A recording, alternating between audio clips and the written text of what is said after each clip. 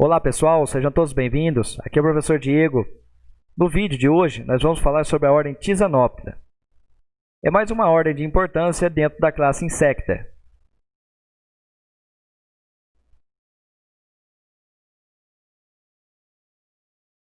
Deixa eu tirar aqui para facilitar para a gente visualizar. São os trips.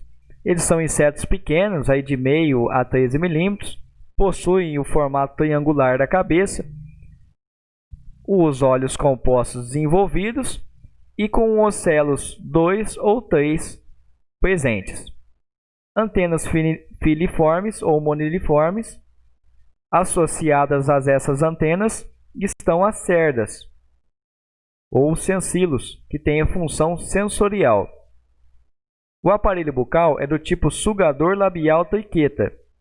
Eu vou explicar um pouco mais sobre as características desse tipo de aparelho bucal. Um protórax livre, o meso e o metatórax são soldados. Possuem pernas ambulatórias, ou seja, sem modificação diferente. 4 asas semelhantes e do tipo franjada. Os abdômenes são o abdômen é segmentado, com 11 urômeros, e os dois últimos são bastante reduzidos. Essa é uma ilustração do trips, onde você já de cara vê algumas dessas características, como asas franjadas, cabeça triangular, as antenas moniliformes, os últimos urômeros com uma redução, cabeça quadrangular, perdão, os olhos compostos, presença ali dos ocelos, perceba ali 3, na foto anterior tinha 2. E essa foto aqui ilustra bastante a presença de censilos, que são essas cerdas aqui que têm essa capacidade aí de perceber o ambiente. O que eu gostaria de destacar do aparelho bucal é que esse é um inseto muito pequeno. Ele é sugador labial, mas do tipo triqueta. Como você já pode imaginar, o aparelho bucal desse inseto não tem uma capacidade aí de se aprofundar muito dentro do vegetal. Dessa forma, à medida que ele coloca o aparelho bucal, essa ilustração está representando uma folha, à medida que ele coloca o aparelho bucal, ele vai movimentar e ficar um aspecto ali na folha de raspado. É um sintoma típico do grupo dos trips, da ordem Tisanoptera. O protórax é livre, e mais desenvolvido. Dá uma olhada aqui, logo abaixo da cabeça você tem um segmento do tórax que possui, em anexo aqui, as duas pernas. E já o meso e o metatórax são soldados. Existe a presença aí do tarso com 1 ou 2 artículos. Lembra que o tarso ele é composto por tarsômeros, que são os artículos do tarso, que são artículos que ficam na parte distal da perna. Então, naquela parte mais longe ali do corpo do inseto da perna. Existem espécies ápteras, mas as que se destacam e mais comum é justamente a presença de franjas nas asas. O abdômen é séssil, então num corpo só, sem aquela constrição, como a gente vê em algumas outras espécies. São 11 urômeros, e os dois últimos desses urômeros, dá uma olhada aí na imagem, eles são mais reduzidos. A postura é feita na própria planta, então a postura dos ovos é feita nas próprias plantas. Na subordem Terebrantia, a postura é endofítica, dentro da planta. Na subordem Tubulífera, a postura é feita sobre a planta. O ciclo de desenvolvimento é hemimetábolo, mas vocês vão encontrar algumas nomenclaturas na literatura como pré-pupa e pupa para esse grupo de insetos. Na nossa disciplina, a gente não considera essas classificações. É claro que à medida que você começa a estudar as ordens, você vai ver particularidades ali né, que a gente não consegue englobar tudo dentro, né, de, de uma única classificação, como é o caso. Bom, se alimentam de seiva, e esses são as espécies de mais importância para a gente, mas existem também insetos que se alimentam de esporos de fungo e células de algas. Eles atacam as plantas cultivadas e são considerados pragas-chave em diversas culturas. Preferem a face inferior das folhas e a sua grande importância está relacionada com a transmissão de viroses. Como nós já falamos, são insetos muito pequenos. Para que esses insetos causem um dano representativo, causem um prejuízo no agricultor, precisaria de uma densidade populacional muito alta. O caso é que, caso esse inseto esteja relacionado com um vírus e seja capaz de transmitir esse vírus, então apenas a presença de um inseto contaminado já seria suficiente para reduzir drasticamente a produtividade. Aí, no caso, o vírus iria manifestar uma doença na planta e aí sim reduzir a produtividade do agricultor. Bom, como eu já tinha destacado, a subordem tubulífera e a subordem terebrantia se destacam aí pelas características do abdômen. Então, lá nos últimos segmentos do abdômen, você vai ver essa diferenciação em formato de tubo, representando a subordem tubulífera. Um exemplar da subordem tubulífera é a família Phaleotriphidae e um exemplar da família Terebrantia é a família Triphidae. O ciclo de vida, então os ovos ficam ali numa postura endofítica ou sobre a planta.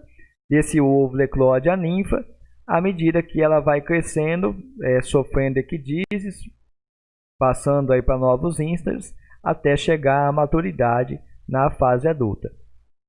Os sintomas dos TRIPS, eles são muito particulares, justamente por conta do aparelho bucal.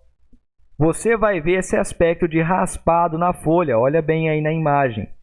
À medida que eles vão se alimentando e essa densidade populacional é alta, você vai ver um amarelecimento e um enrugamento, um encarquilhamento da folha. É típico da presença de TRIPS na área.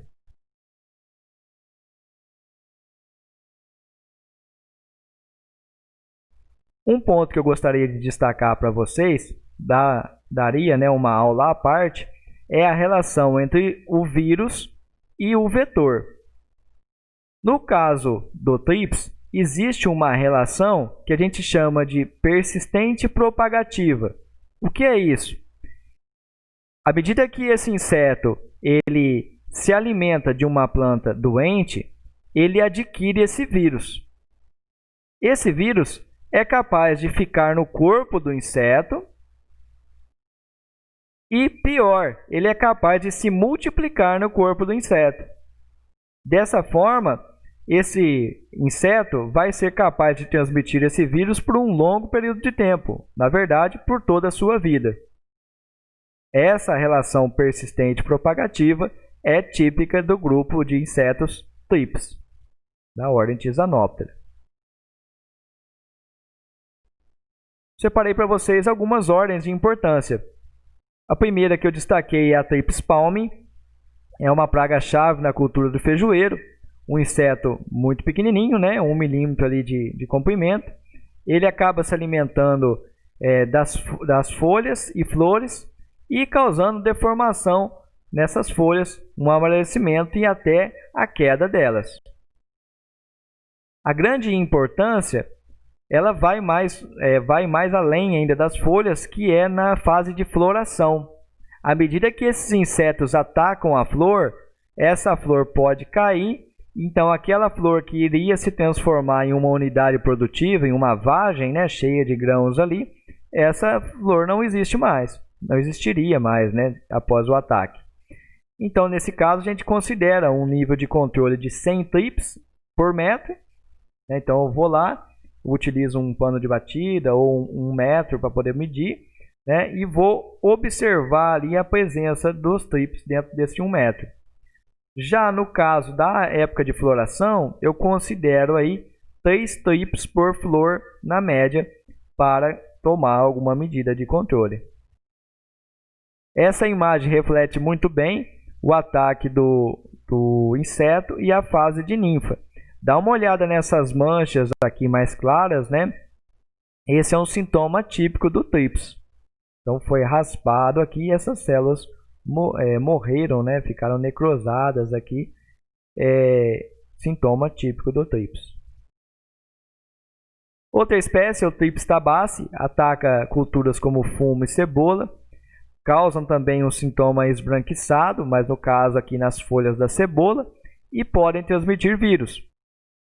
A gente considera um nível de controle na cebola de 15 ninfas por planta, antes da formação do bulbo. E depois da formação do bulbo da cebola, aí a gente considera um nível de controle de 30 ninfas por planta. Na cebola eles ficam ali entre essa junção das folhas. E esse dano que você está observando é um dano direto que o TRIPS causa nas folhas da cebola.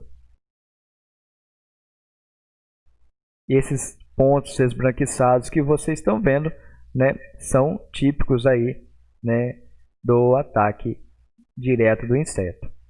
Já existe uma outra possibilidade, que é a transmissão do vírus. Dá uma olhada aí nessa imagem, né? Está representando um vírus, Iris Yellow Spot Virus, transmitido por TRIPS, e acaba né, devastando a lavoura de cebola em função do ataque. Lembre-se que no caso de doenças viróticas, você não precisa de grandes densidades populacionais. Basta que você tenha um ou poucos insetos lá contaminados com o vírus, eles já serão capazes de transmitir isso para outras plantas. Outra espécie de importância dentro da ordem Tisanoptera, então perceba que são vários TRIPS, né, de várias espécies, é a Franknella schultzei. É uma praga-chave na cultura do tomateiro e é conhecida, né, como um transmissor da doença vira-cabeça. Então ela transmite o vírus e esse vírus vai causar a doença. Dá uma olhada aqui numa planta contaminada, você vê que ela tem um porte menor, amarelada, né? Um certo encarquilhamento aí nas folhas. Outro sintoma é o fruto deformado e com manchas. Novamente uma planta destacada aqui na linha, né? Provavelmente em razão do ataque da doença. Olha como a planta fica num porte menor, encarquilhada, parece que tem dificuldade ali na translocação de solutos e aí ela acaba ficando menor. O sintoma no fruto, você pode ver aí embaixo, né? Acaba tendo essa deformação do fruto, além dessas manchas concêntricas. Isso significa um dano direto. Lá no momento da comercialização, certamente você acaba tendo um produto comercial depreciado. Assim a gente finaliza a ordem Tisanoptera. Se você tiver alguma dúvida, comentário ou sugestão, basta deixar aí embaixo nos comentários. Não se esqueça de se inscrever no canal.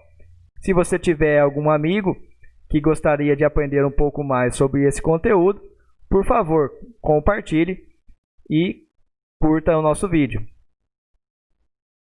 Agradeço sua atenção, um forte abraço e vamos em frente!